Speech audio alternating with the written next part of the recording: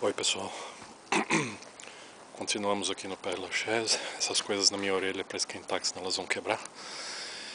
E finalmente achei o que eu estava procurando. Olha só, túmulo do Allan Kardec, sempre cheio de flores. Lá, nascer, morrer, renascer novamente, progredir sempre, tal é a lei.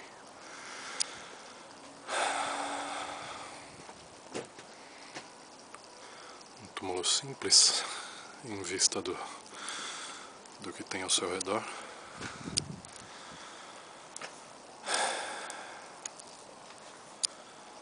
Mas muito bonito.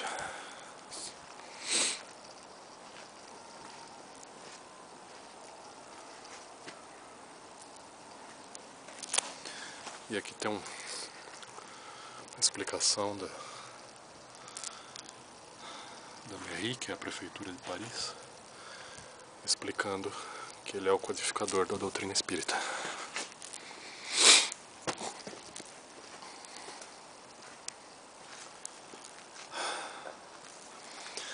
Até deu um calorzinho agora.